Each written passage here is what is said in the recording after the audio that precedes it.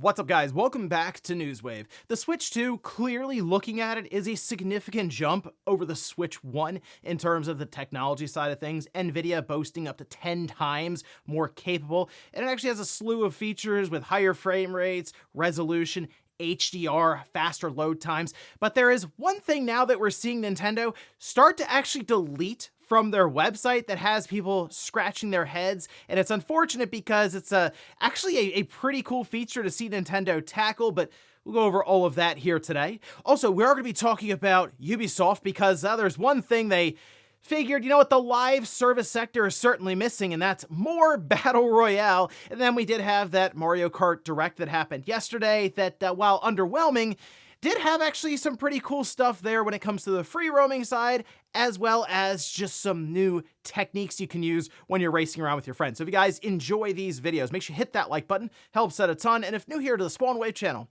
make sure you subscribe down below. And of course, members for the channel do get Newswave early. If you would like to learn more about that, click the join button or the link in the description down below. And we're gonna start today with Star Wars Outlaws, as it appears that the second DLC leaked out a bit early. In fact, the entire trailer was just uploaded online, which I don't really know how Ubisoft is treating this one. However, it will be debuted actually today, so look out for that. But we can see this posted up. This is over on VGC.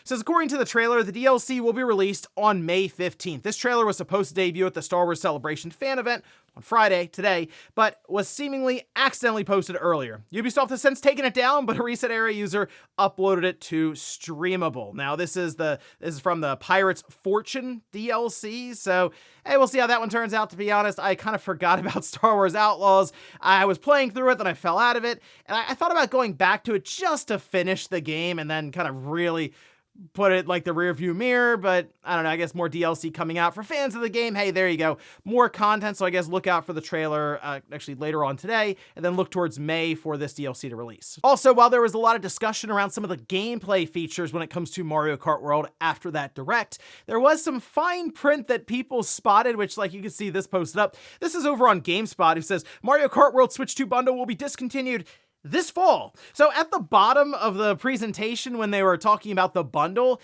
it definitely said that, like, while supplies last through fall 2025, as in this bundle, it might not even make it to the holiday for Christmas time, gift giving season. No, at that point, you may just have a $450 Switch 2 and then Mario Kart World at $80. So this will be pretty limited. Like, this is certainly early adopters who will be able to take advantage of this one. And that's kind of my plan right now, is to get that $500 bundle so I get Mario Kart World for $50. And what I can say here is most likely they're not giving an exact date because they have so many in mind, and once they sell through, that's it. I mean, fall is a pretty big range. They can say it runs up to the holidays and then cut it off right there, as they say, go into December. So keep that in mind. If you're someone who's maybe waiting until next year, that bundle most likely will be gone completely. Oh, and here's an odd one with the Switch 2, which probably isn't surprising to hear much anymore with how communication stuff's gone so far with Nintendo, but something has popped up on their website that has people a little confused. So we can see this over on Go Nintendo, as they point out that The Legend of Zelda Tears of the Kingdom or Breath of the Wild, the Switch 2 versions, it mentions at the bottom, again, the fine print, that neither one of them supports save data cloud backup. And it appears that you'd be able to move your save data cloud backup over to the Switch 2 version, but then not back to the Switch 1 version. However, as this was ongoing throughout the day, I noticed, at least for, I think, Breath of the Wild, that fine print disappeared. So I'm not really sure what's going on. We've seen this before, and for example, throughout the day yesterday, this same thing seemed to pop up on Mario Party Jamboree, but also Donkey Kong Bonanza. So I do kind of wonder if this is just the website itself being a bit wonky, as we have seen that with fine print not necessarily making sense, and then when the game comes out, it wasn't at all correct. So there's another situation, once again, where we either need clarification from a Nintendo spokesperson, or we need somebody to get the game and try it out at that point on release in June. So I guess stay tuned for that. And guys, with some of the quick news out of the way, let's get into the bigger stuff. Let's start right away with, I think, a pretty big feature for the Switch 2 that I was kind of surprised to see there in the first place be deleted in real time. Actually, people were catching Nintendo doing this from the Switch 2 specification site. Now, that specification site, it just says like custom NVIDIA chips. So unfortunately, it doesn't go super in depth there. But one part where it goes in depth has to do with more of the display options. So 120 hertz, 120 FPS, HDR, 4K resolution, all really, really cool things to see Nintendo tackle here. But the one that I think caught myself and many people off guard was variable refresh rate, or as you see pretty much all over the place in terms of the text, VRR, which is a way for, say, a system like the Switch 2, the PlayStation 5, or the Xbox Series to smooth out an uneven frame timing or frame pacing for a game. And it works very, very well. Usually there's like a range for it, but when it's working, it does help quite a bit to smooth out any weird stuttering or things that you'll spot when a game is kind of all over the place with that frame rate and timing. But what's happening here is on Nintendo's website in different regions, VRR started to disappear specifically from the docked side of things. Now we can see this posted up. This is over on My Nintendo News, and they were updating this as they went along because originally it was like 2 regions that had it. So Oliver McKenzie did have screen grabs of this, as they did quote here for the tweet, where the original reads that the system also supports HDR, VRR, and frame rates up to 120 FPS on compatible TVs. But then the edited post says the system also supports HDR and frame rates up to 120 FPS on compatible TVs, as in, yes, they removed the mention of VRR specifically. At first, as I mentioned, 2 regions. However, as My Nintendo News has been updating their article throughout the day, they now mention American, Japanese, Canadian, and European sites, as that started early in the day and then went almost just about to like the night time. So it was a consistent thing for Nintendo to be removing this throughout the entire business day. Now, people are very confused as to why they're removing this because, okay, so in general, VRR still is there for the handheld side, and it's expected because it's an expected screen. They know what's going into the Switch 2. Everyone is, for the most part, going to have the same setup for the display. It could have different panels or something depending on manufacturer or just what batch they got at that time. But for the most part, they know it's there and they know it has VRR. Some are speculating that maybe VRR was removed from the docked side on the specifications because they can't guarantee that everyone will have access to VRR, so you buy it thinking your 8-year-old flat screen, for whatever reason, can support VRR in a way it can't, but they advertise to me that it can. However, Sony and Microsoft both just advertise VRR, so I don't really think that's the case in terms of just false advertising, since it is dependent on the display, and usually there's fine print that says just that. So the other side of this is maybe Nintendo didn't have the Switch 2 fully equipped for launch with VR, and it's a plan later on, or maybe they don't have it equipped at all, and there was like the wires got crossed or something, and they decided to publish all the specifications with VR there specifically for docked play when it was really only intended at that time for handheld. The thing though that if you have the PS5, you know at launch it didn't support VRR. It actually got VRR support like a year and a half or 2 years later through a system update. So I almost wonder if Nintendo is still working with the idea of variable refresh rate for the Switch 2, and that it will be going in later on at some point through a system update. Can't guarantee it. I wouldn't necessarily say, oh wow, it has VRR for docked mode, we're good, no sweat there. I mean, the fact that they're deleting it brings up a lot of questions around this, and it would basically come down to somebody in the media getting a hold of Nintendo, like an actual spokesperson, not through My Nintendo site or something with like a customer support agent. You need somebody who you can actually get like talking to some of the people who are a bit more familiar with the technical side, and people who are maybe even editing the website as to why this is going on. So something definitely to keep an eye on here.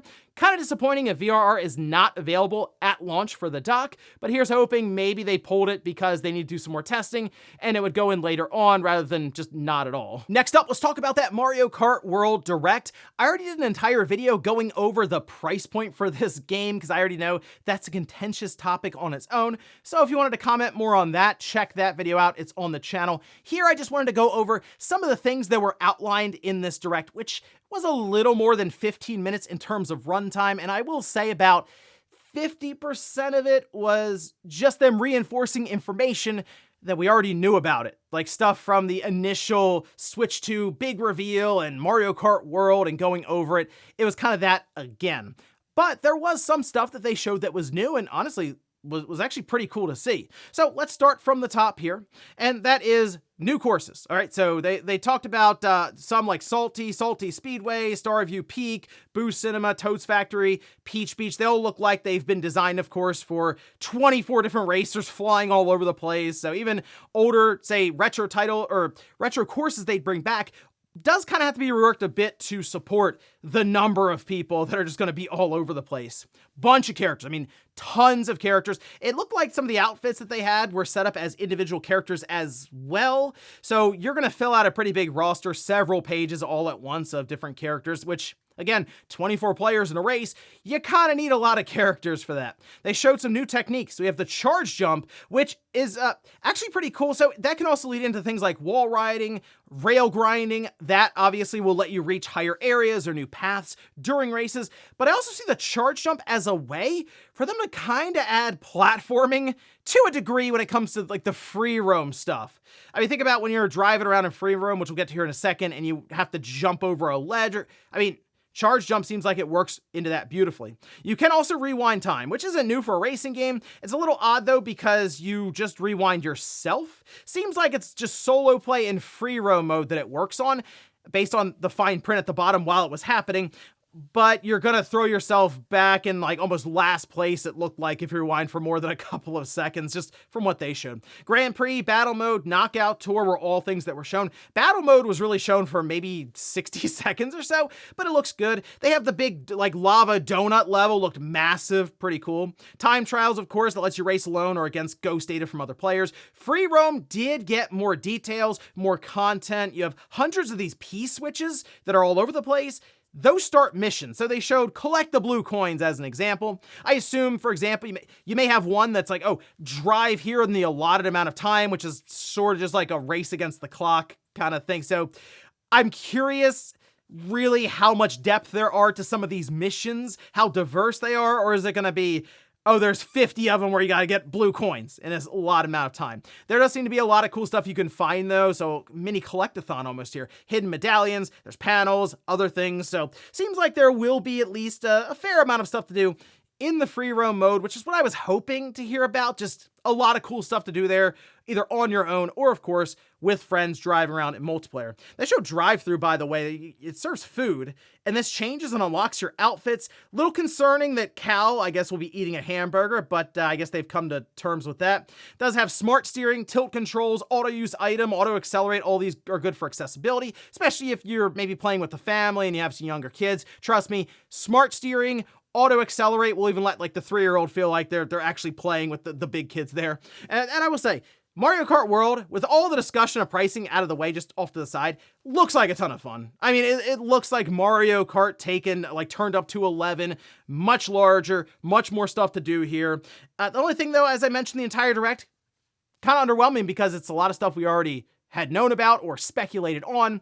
And I think many of us went into it thinking there would be a big aha moment, and it just never happened. Still, this seems to be the move when it comes to the Switch 2. Get the bundle, spend $50 technically on the game, and move along with what should be a high-quality title that hopefully has even still some other secrets left in there, which, for example, they hinted at Rainbow Road without just absolutely saying it and going like, oh yeah, here's Rainbow Road. They're like, oh, you beat all of the tracks and stuff and the cups. There's something else waiting at the end, and it's like kind of pointing to the sky and stuff. So I still think there'll be some fun secrets to find, but it's very clear the information we have now are like the core pillars. So maybe free roam has a bit more to it and ends up being a very expansive experience. But for now, I understand that $80 contentious conversation currently, because I don't really know if Nintendo showed enough here to really explain why it's $80 outside of just, we're a company and want more money. That seems to be the most logical and obvious answer at this point. Next up, let's talk about Ubisoft, who looked around at live services and said, you know what, this place is missing Battle Royale, because apparently that's what they're developing again. And this is an interesting one. Let's take a look. This is over on Insider Gaming, where they say Insider Gaming has learned that Ubisoft is currently developing a new Battle Royale game that's heavily inspired by Apex Legends. The game, which is currently under the project name Scout, is so heavily inspired by Respawn Entertainment's highly successful Apex Legends that it was once used as the thumbnail for the project. Okay, Ubisoft. It's understood that the game has been in development for at least a couple of years and will feature very similar characters to Apex Legends, including a spin on Pathfinder, Wraith, Lifeline, and other characters from the game. Wow. So we've talked about trend chasing before with these different companies. This is like the definition of it. And look, when they show it, if it's going to look like Apex Legends, it's going to be everyone looking at Ubisoft just go, what are you doing here? What is happening? If you're going to do something with live service, it's pretty clear to me, many of you, I mean, we're the ones playing the games, you gotta innovate or you're not gonna pull people away from their live service games of choice. They're so entrenched right now after years and years and years of just investing time, but also money into, say, battle passes or outfits or whatever Fortnite collaboration is going on right now. It's hard to have people just drop what they're doing there after years and plenty of time with their friends and pick up and play nature and go try this battle royale that is so inspired by Apex Legends that you use it as the thumbnail. Seems like a terrible idea from Ubisoft, but we'll see how that goes because at this point it seems like it's almost ready to roll out and well, good luck to Ubisoft on that one. Hey, at least Tencent came in with the $1 billion or so because something tells me this is probably not going to be their next $1 billion franchise. And in our last bit of news, let's take a trip back to the past with the Xbox Spring Sale, specifically looking at backwards compatible titles. Still an awesome thing that Microsoft has, which is, yeah, you can go back to the original Xbox, the Xbox 360 days, and when they have these sales, typically these games are marked down quite heavily, and this is no exception. So if we take a look here, this is over on Pure Xbox, by the way, and I'll list link down below because they went ahead and just sorted all of this and pulled the backwards compatible titles. I mean, take a look. There's some really good ones on here. So, for example, Blue Dragon is 75% off. Blinks the Time Sweeper, 50% off. Brutal Legend, which is such a weird and strange, unique game. We'll say unique game. 80% off. Castlevania Lords of Shadow 2, 70% off. Costume Quest, which is a really fun Halloween-inspired turn-based RPG that's 80% off. All the Fable games, 1, 2, and 3 are 60% off each. Fallout New Vegas, that one's 50% off. Fight Night Champion, which is like the last real Fight Night game we had, 80% off. Lost Odyssey, 75% off. Lost Planet 1, 2, and 3 are all 80% off each. I mean, some of these games you're able to pick up for like $2 or $3 a piece at this point. Metal Gear Rising: Revengeance, that one's 40% off. Skate 3, 80% off. Split Second, awesome title there, kind of a forgotten about title, 75% off. You have Tomb Raider Anniversary, 85% off. Tomb Raider Legend, 33% off. Tomb Raider Underworld, 85% off. So seriously, take a look at some of these discounts on these older titles because I know it's always fun to see the next big graphical showcase come out, but it's also a lot of fun to go back 20 some odd years ago even and just see what we were playing back then. And in this case, some of them have like FPS boost and auto HDR, so they look better than ever. And before we go to the comments of the day, we'll take a look at the poll that I posted up yesterday, where I ask, after seeing the Direct, are you planning to pick up Mario Kart World? Okay, so 43%, they're getting it with the Switch 2 ASAP, and I feel like most are probably going to try to hunt down that Mario Kart World bundle. I mean, that's my strategy. I'm going to see if I can pick that up and save $30 while you can. Obviously, $50 then for the game. 26% say yes, but not around launch. And again, I think this is still going to be a massive, massive seller at holiday because think about all the games that'll have come out by then anyway. I know Mario Kart World is still going to be the big release just in general for like this year, but still, it'll be popular then. And then just 31% say, no, I'm not interested. So here's hoping that Nintendo has a ton of those bundles because I do think that's going to be the one that many people opt for. Yes, it's $500 versus $450, but you get a very good launch title. At least one looks like a lot of fun at a much more acceptable price point, we'll say at $50. And we'll finish up with the comments of the day. As you're seeing here, we're gonna start with the members comment. And basically what I do every day is I have a post up on the channel board for just members in general, and you're able to leave a comment in there and I go through and pick one of those out. So for example, this is from Albert, says what they showed in Mario Kart is not worth $80. It should be like at least $60. So I think if Mario Kart World were just $70, I actually think a lot of the conversation around pricing, and sure, there'd be the thing around the C button being tied to a subscription service. You're not really going to avoid that. It's part of their online. Nintendo's made that decision. A lot of this, though, is, yes, about the $10 move for Mario Kart World from what we thought would be 70, because the industry's already moved to 70. Nintendo did it during that generation for the Switch with Tears of the Kingdom. Hey, what are you going to do? It's 70. That's just kind of how it is. They're going with the flow, you could say, right? But they decided to move up to 80, and there's a principle in that people are kind of pushing back with, and that's sort of the thing is like, okay, if they're going 80, what does that mean Rockstar will go? Are they going to go to 90? Well, then Sony go, well, okay, we can sell 90 or maybe even 100 for something massive. That's kind of the thing. People are worried about a slippery slope that is kind of in effect right now because we moved from 60 to 70 a few years ago. Now we're already moving from 70 to 80. I mean, how much longer until we do just talk about $100 games? So that's more what people are pushing back on as opposed to, oh, it's $10 more than I was expecting. And then we'll take a look at the comment of the day, which we can see this from Extreme, who says, I'm hoping the Oblivion Remaster remake has a DLC for horse armor, just so we can feel that extra nostalgia.